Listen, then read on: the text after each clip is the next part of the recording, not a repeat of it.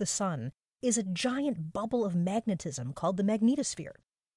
It deflects most of the solar material sweeping towards us from our star at 1 million miles per hour or more.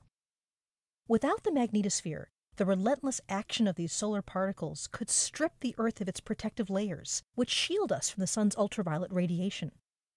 It's clear that this magnetic bubble was key to helping Earth develop into a habitable planet. Compare Earth to Mars, a planet that lost its magnetosphere about 4.2 billion years ago. The solar wind is thought to have stripped away most of Mars's atmosphere, possibly after the red planet's magnetic field dissipated. This has left Mars as the stark, barren world we see today through the eyes of NASA orbiters and rovers. By contrast, Earth's magnetosphere seems to have kept our atmosphere protected. Eftahia Zesta of the Geospace Physics Laboratory at NASA's Goddard Space Flight Center notes, if there were no magnetic field, we might have a very different atmosphere left, without life as we know it. Understanding our magnetosphere is a key element to helping scientists someday forecast space weather that can affect Earth's technology. Extreme space weather events can disrupt communications networks, GPS navigation, and electrical power grids. The magnetosphere is a permeable shield. The solar wind will periodically connect to the magnetosphere, forcing it to reconfigure. This can create a rift, allowing energy to pour into our safe haven.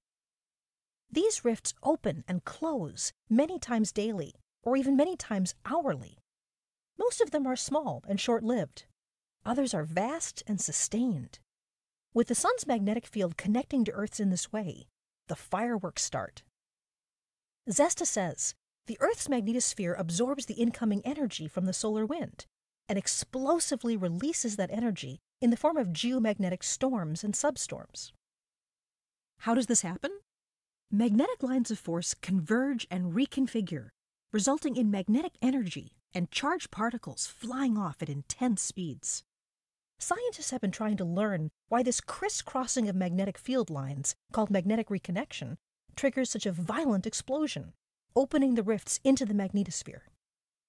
NASA's Magnetospheric Multiscale Mission, or MMS, was launched in March 2015 to observe the electron physics of magnetic reconnection for the first time.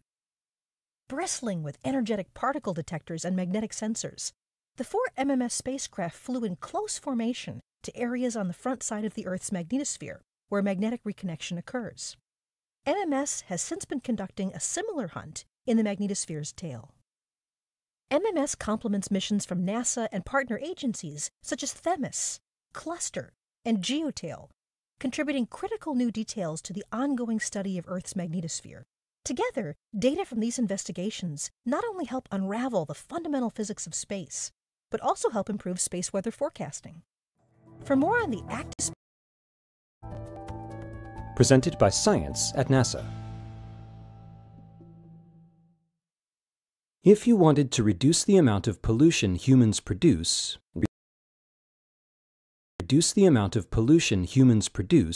where might you look? Here? Yep. Here? Sure. Here. Wait, what? That's exactly where scientists and researchers are looking. About 250 miles above Earth on the International Space Station. Here, astronauts are working on a series of experiments to learn more about combustion. Why combustion? Dennis Stocker, project scientist for the Advanced Combustion via Microgravity Experiments, or ACME, says, consider this. About 85% of the energy we use comes from combustion, the burning of some sort of fuel. About 70% of the electricity that we use at home and work comes from power plants that use combustion. The combustion of fuels powers the engines in many modes of transportation. Stocker continues, if we can learn more about the process, we might be able to find newer and less polluting ways to burn fuel. 3 series of combustion experiments taking place on the International Space Station's Combustion Integration Rack, or CIR, are looking at combustion in very different ways. The Flame Extinguishment Experiment, or FLEX, examined the burning of a single droplet of fuel in the microgravity confines of the ISS. The last of the droplet combustion experiments were conducted in September 2017. ACME began in November of 2017. ACME is composed of 6 major experiments, with each taking about 5 months to complete. These experiments will examine how various gases burn without gravity affecting the flames. The Solid Fuel Ignition and Extinction, or SOFI experiment, will explore the properties of burning solid matter. So why study combustion in microgravity? As Stocker explains, on the ISS you have conditions that you can't replicate on Earth. For example, consider a candle when it's burning. The flame flickers. Why? Hot gases from the flame rise, while cooler, denser air is pulled to the bottom of the flame. This flow occurs at high speeds, resulting in turbulence and instability. That instability makes it hard to study the properties of the flame. But on the ISS, there's no flicker, which allows us to make more precise and consistent measurements. If we have precise measurements, we get closer to learning how to burn more efficiently. More efficiency could lead to real cost savings for producing power. The research could also lead to reducing the production of soot and other pollutants. Combustion experiments conducted in space have contributed to practical applications on Earth, especially in the field of fire safety. A new type of fire extinguisher is just one example. And as Stocker notes, I think we're in for a few more surprises as a result of these microgravity experiments. That's because, not surprisingly, Stocker knew where to look. Many rich and complex systems. It's affected by water in its many forms, on land, in the air, in the oceans, and as ice. It feels influences from vegetation, from soil conditions, from the carbon cycle, from human impacts. We study and observe our planet's ever-changing conditions in many ways, from many locations. One location in particular provides a unique and powerful vantage point, allowing us to see our planet in high detail and on a broad scale: space.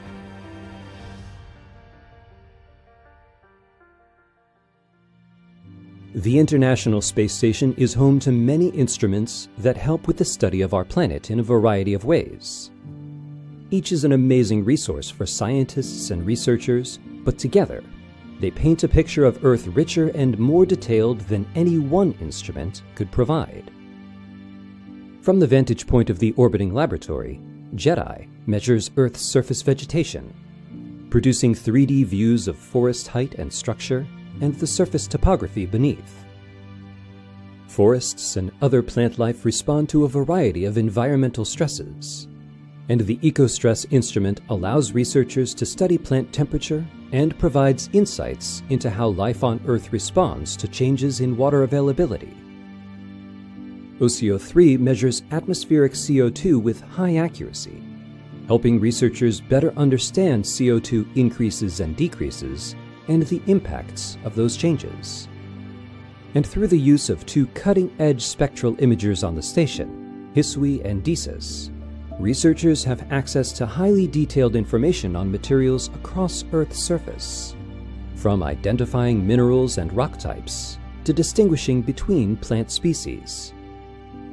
There's another and often overlooked observational instrument on board the space station: crew members equipped with digital cameras. Over 3 million images have been collected by astronauts from the station, and those images can be put to a variety of uses. William Stefanoff is branch chief for the Exploration Science Office, a part of the Exploration Integration and Science Directorate at Johnson Space Center. He says handheld cameras used by the crew act as a complement to the data gathered by the station's various instruments. And that comes down to the ability of the crew to take pictures that are panoramic and oblique versus a straight-down look. That panoramic view can be quite useful when observing natural disasters as they occur, such as wildfires or volcanic eruptions. Stefanoff explains, a camera is an excellent tool for examining the plumes created by wildfires or volcanoes, because it gives you an immediate 3-dimensional picture of what the plume looks like, what its structure is, and how far it's extending. The observational instruments aboard the space station provide science capabilities that are more than the sum of their parts. These instruments, along with photography from crew members, serve to keep a multifunctional eye on the condition of our home planet. For more science from the International Space Station, go to www.nasa.gov/ISS-science. For more eye-opening information about space exploration, visit science.nasa.gov.